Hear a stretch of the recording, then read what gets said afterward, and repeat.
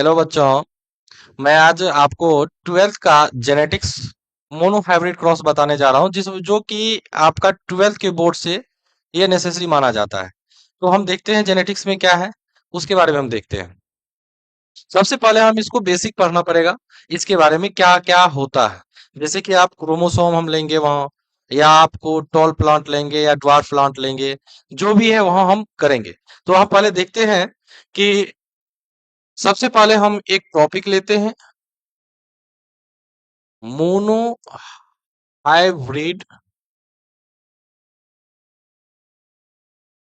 Cross, या इसी को हम बोलते हैं इनहेरिटेंस,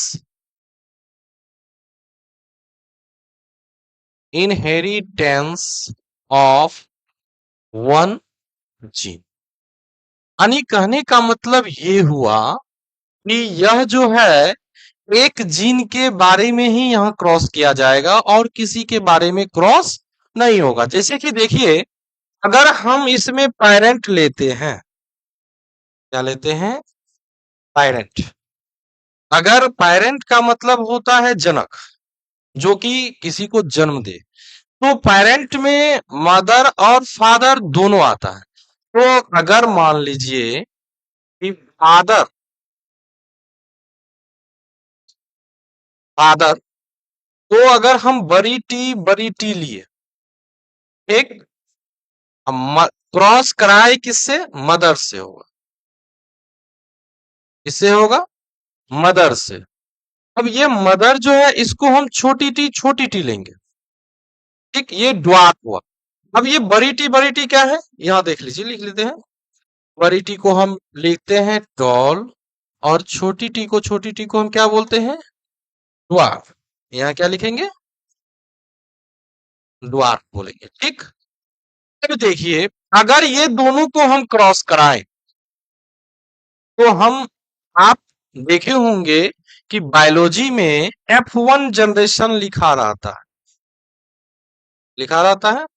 F1 का मतलब होता है फर्स्ट फिलियल जनरेशन। अब फर्स्ट फिलियल जनरेशन में जब हम क्रॉस कराते हैं, तो बड़ी टी इधर से स्मॉल टी, जब दोनों को क्रॉस कराएंगे तो ये आप सीखे होंगे, या नहीं सीखे हैं तो यहां से देख लीजिए।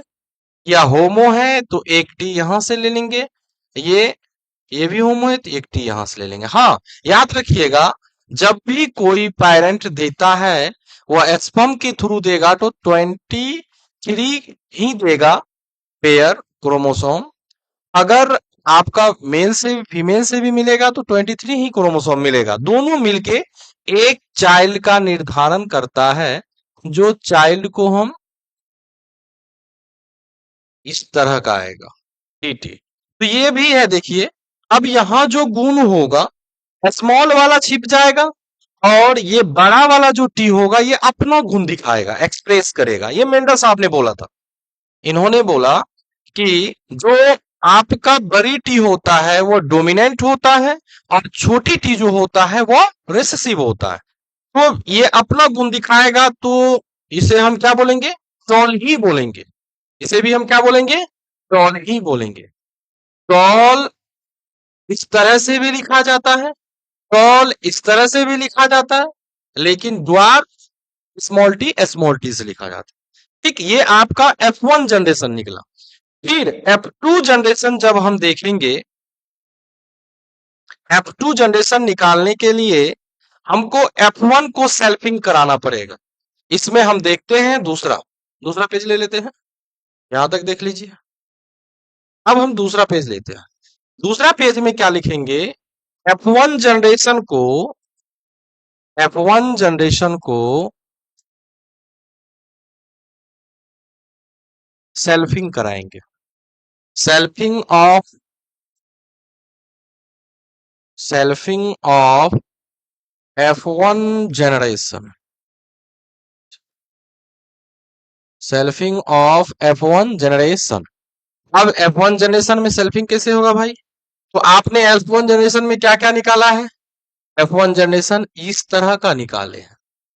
इसी को फिर इसी से शादी करा देना, यानी इसी के बाल बच्चा से इसी के बाल बच्चे को शादी करा देंगे। उसी को बोलते हैं हम सेल्फिंग। जब हम इसको करा दिए सेल्फिंग, तब आप एक पुनेट स्क्वायर बनाइएगा। एक पुनेट स्क्वायर जब हम बना लिए तो इसको भरना पड़ता है, एक टी इसमें, एक टी इसमें। फिर उधर का ये दोनों इधर ले लिए, ठीक, ये वाला इधर ले लीजिए, यहां एक टी ये वाला आया यहाँ, एक ये टी यहाँ आ गया। अब इधर से इसका भी खटाल है, ये भी इसका खटाल है, दोनों भरा जाएगा। फिर यहाँ भी इस खटाल पे बात करेंगे। अब इधर से इसका भी खटाल है, इधर से इसका भी खटाल है, ये दोनों आ जाएगा। फिर इधर से इसका खटाल है, फिर इसका ये खटाल है, फिर यहां से इसका खटाल है, यहां से ये भी खटाल है, आ गया दोनों। अब ये देखिए, इसका आपको पूछेगा बोर्ड में सबसे इंपॉर्टेंट, फेनोटाइपिक, फेनोटाइपिक, और होता है जेनोटाइपिक। ठीक, फेनोटाइपिक में जो होता है, जो आपको आंख से जो कैरेक्टर दिखता है, उसी को हम बोलते हैं फेनोटाइपिक कैरेक्टर। या रेशियो, अब यहां देखेंगे रेशियो लिखेंगे। तो फेनोटाइपिक में हमने आपको बताया बगल साइड में, ये बड़ी बड़ी टी को हम टॉल लिखते हैं, बड़ी टी और छोटी टी को भी हम टॉल ही लिखते हैं, और स्मॉल टी को हम क्या लिखते हैं, ड्वार्फ। तो ड्वार्फ किसी को समझ में नहीं आएगा, तो वो आप समझिएगा कि नट्टा, यानी लंबे, उसका मेल का होगा लंबा, और जो आपका फीमेल है वो नट्टी होगी, उससे क्रॉस जब कराएंगे तो इस तरह का आपको दिखेगा। अब फेनोटाइपिक में हम सबसे पहले लेंगे दिखने वाला कैरेक्टर टॉल, उसके बाद ड्वार्फ। अब इसमें देखिए, टॉल आपको 3 गो नजर आ रहा है, सॉरी इसके हम कलर चेंज कर लेते हैं। ये जो टॉल है, ये तो सभी टॉल होगा बाबू, देख लीजिए, ये इस तरह का भी लिखा हुआ है, इस तरह का भी लिखा हुआ है, और ये भी लिखा हुआ है, इस तरह का लिखा हुआ है, तो ये सभी को हम क्या बोलेंगे, टॉल। तो टॉल कितने हैं, 3 है, ठीक है। ड्वार्फ कितने हैं, ओनली 1 है। देखिए ड्वार्फ के लिए इस तरह लिखा जाएगा, तो ड्वार्फ के आगू में एक ही लिखा जाएगा, क्या कि ड्वार्फ एक ही है, और टॉल वाला 3 गो है। तो यह इस तरह से हमने देख के बताया कि यह 3 गो टॉल है, यानी 3 टॉल है, 1 ड्वार्फ है। जब ये जो देखने वाला बात है, उसे हम फेनोटाइपिक कहते हैं। अब जो जीन उसमें इन्वॉल्व है, कितने प्रकार के जीन इन्वॉल्व है, उसे हम बोलते हैं जेनोटाइपिक। यानी कहने का मतलब, जो आंख से ना दिखे उसे हम जेनोटाइपिक, जो आंख से दिखे उसे हम फेनोटाइपिक। इस तरह से मोटा मोटी समझ लीजिए। तो जेनोटाइपिक का मतलब, अब इसमें देखिए जीन कितने प्रकार से लिखे हुए हैं, एक बड़ी टी यानी कैपिटल टी, H2, जितना प्रकार लिखा गया है वो सब प्रकार लिखिए, कैपिटल टी और स्मॉल टी है। तो अब लिखिए, कैपिटल टी वाला कितना है, कैपिटल टी वाला आपका रेशियो 1 ही मिलेगा, इस चारों में एक ही मिलेगा। हाँ, लेकिन कैपिटल टी और स्मॉल टी वाला 2 गो मिलेगा, देख लीजिए, इसके आगे में 2 लिख लेंगे।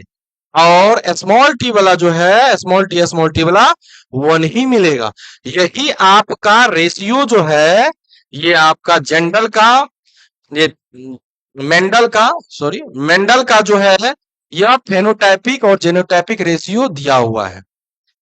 कोई प्रॉब्लम यहां तक आपको प्रॉब्लम नहीं हुआ होगा। मोनो हाइब्रिड क्रॉस आपका यहां तक क्लियर हो चुका, और ये आपका वीवीआई है। आप क्वेश्चन बैंक भी बनाइएगा बिहार बोर्ड का, तो आपको यही रेशियो पूछेगा कि मोनो हाइब्रिड क्रॉस का फेनोटाइपिक रेशियो बताइए और जेनोटाइपिक रेशियो बताइए, यही दिया हुआ रहेगा। ठीक है, अब आपका क्लास यहीं खत्म होती है। अब अगले नेक्स्ट वीडियो में हम मिलते हैं डायहाइब्रिड क्रॉस के साथ।